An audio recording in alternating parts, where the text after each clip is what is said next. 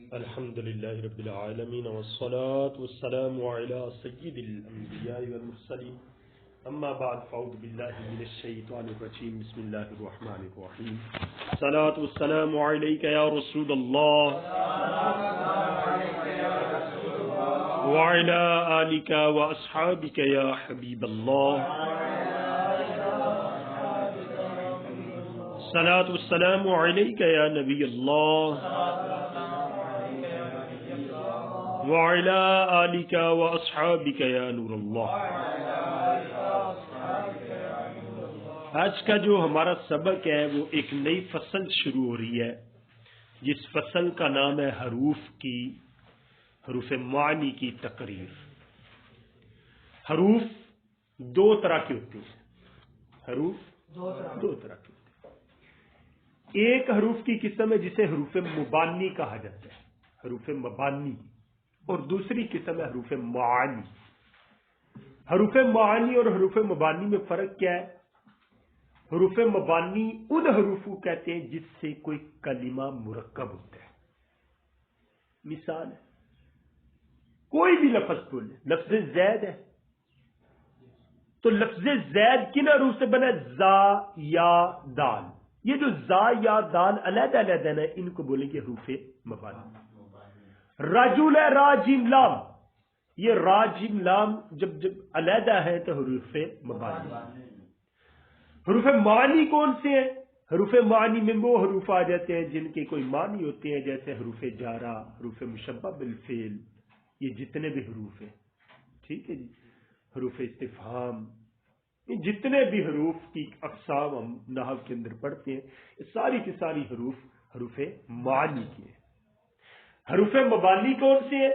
وہ حروف جن سے کلمات مرکب ہوتی ہیں, جنہیں یوں آسان لفظوں میں کہتے ہیں حروف تہجی ہوتے ہیں نا, حروف تہجی. یہ حروف تہجی سارے کے سارے حروف مبانی ہیں.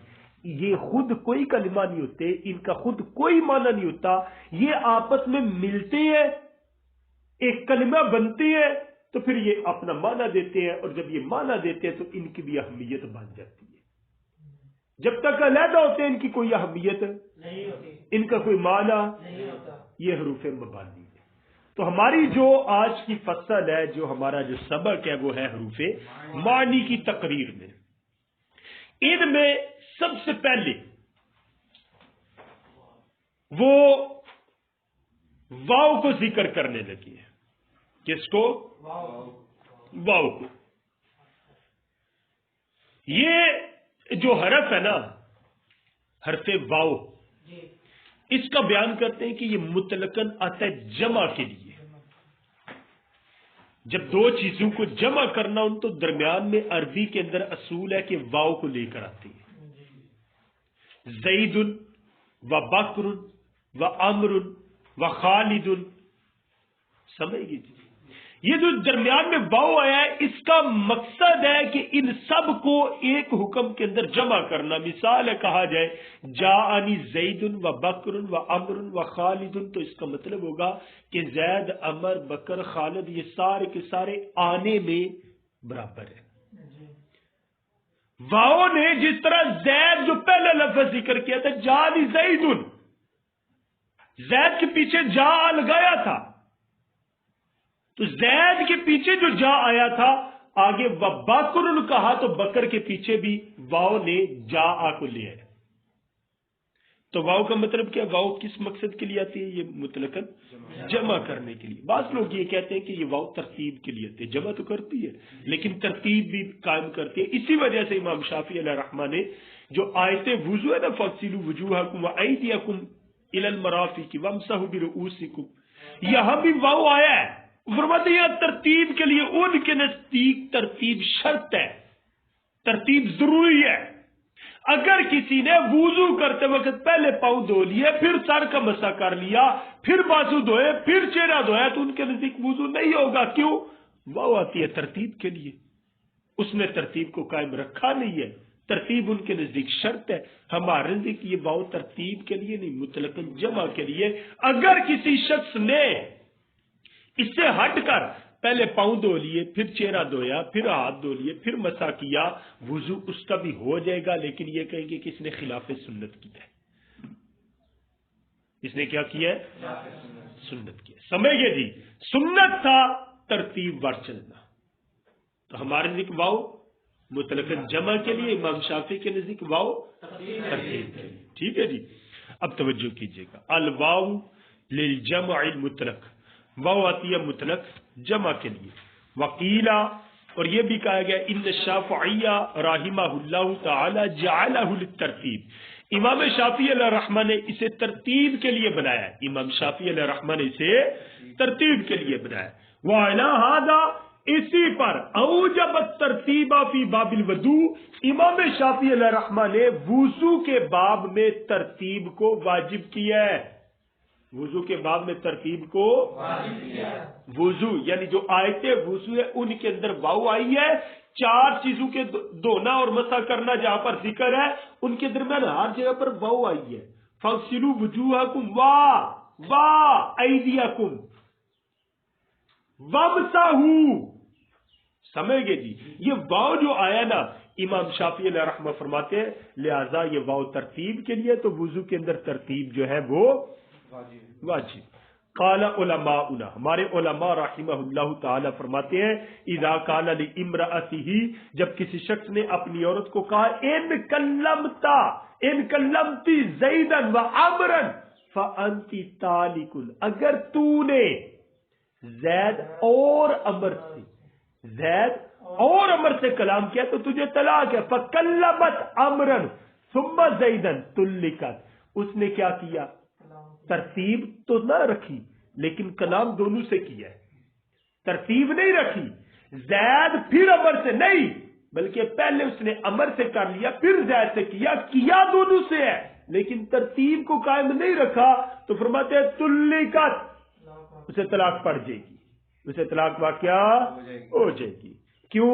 ہمارے نزدیک واو مطلقاً جمع کے لیے ہے، اور جمع اس نے یہاں پر کر دیا. اگر سے پہلے عمر کے ساتھ کلام کر کے پھر زید کے ساتھ کلام کیا، لیکن جمع تو کیا ہے نا، لہذا واو اپنے مطلقاً جمع والے معنی پر دلالت کرے گی. ولا یشترط فی معنی الترتیب والمقارنۃ، اور یاد رکھیے گا فرماتے ہیں اس کے اندر ترتیب اور مقارنت کے معنی شرط نہیں ہے. ترتیب یہ کہ پہلے زید اور پھر عمر، اور مقارنت کا یہ معنی ہوتا ہے کہ پہلے زید کے ساتھ کیا تو اس کے ساتھ ہی متصل عمر کے ساتھ کلام کرنا. مقارنت یہ ہوتا ہے ملا ہوا ہونا. مقارنت کا معنی کیا ہے؟ ملا ہوا ہونا. یعنی ایسا بھی ہمارے لیے کوئی شرط نہیں ہے، صرف اس نے کیا یہ ہے کہ ابھی زید کے ساتھ کلام کیا ہے، کچھ دیر کے بعد عمر کے ساتھ کلام کیا تو طلاق پڑ جائے گی. ہمارے نزدیک جمع کرنا ہے، ترتیب بھی ضروری نہیں، ملا ہوا ہونا بھی ضروری نہیں. سمجھ گئے جی بات کو؟ اس میں شرط نہیں ہے ترتیب اور مقارنت کا معنی. ولو قال، اور اگر اس نے یہ کہا ان دخلتی هذه الدار وهذه الدار فانت طالق، اگر تو اس گھر میں اور اس گھر میں داخل ہوئی تو تجھے طلاق ہے. فدخلت الثانیہ ثم دخلت الاولى طلقت، پس وہ عورت پہلے دوسرے گھر میں داخل ہوئی پھر پہلے گھر میں داخل ہوئی تو اسے کیا ہو جائے گا؟ طلاق پڑ جائے گی. کیا ہو جائے گا؟ طلاق پڑ جائے گی. سمجھ گئے جی؟ قال محمد، امام محمد فرماتے ہیں اذا قال، جب اس نے کہا ان دخلت الدار وانت طالق، ان دخلت الدار وانت، یہ نہیں کہا ان دخلت الدار انت طالق فانت طالق، یہ نہیں کہا ان دخلت الدار واو کو درمیان میں لے آئے وانت طالق. فرماتے ہیں تو تطلقوا فی الحال، فرماتے ہیں اگر اس نے یہ کہا تو فوراً طلاق پڑ جائے گی، فوراً طلاق پڑ جائے گی.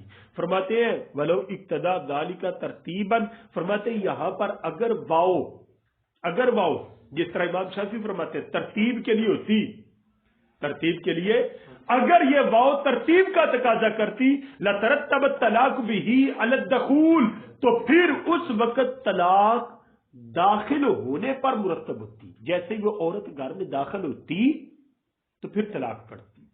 وَيَكُونُ ذَلِكَ تَعْلِيقًا لَا تَنْجِيزًا، تو اس وقت یہ جو کلام ہے یہ تعلیق ہوتا، ان دخلت الدار و انتی تعلیقن، انتی تعلیقن کو وہ بندہ دخول دار پر معلق کرتا، لا تنجیزن، یہ کلام فی الفور والا نہ ہوتا، یہ کلام فی الفور والا، اس کے اندر پھر فی الفور طلاق نہ پڑتی، بلکہ یہ طلاق دخول دار پر معلق ہوتی، جب وہ عورت گھر میں داخل ہوتی تو پھر طلاق پڑتی، جبکہ ایسا نہیں ہے، طلاق فوراً پڑ گئی ہے۔ اس کا مطلب ہے کہ یہ ترتیب کا تقاضا نہیں کرتی۔ یہاں تک ہمارا سبق ہوا۔ اللہ پاک اس سبق کو ہمیں اچھے طریقے سے یاد کرنے کی توفیق عطا فرمائے۔ صلو علی الحبیب صلی اللہ علیہ وسلم۔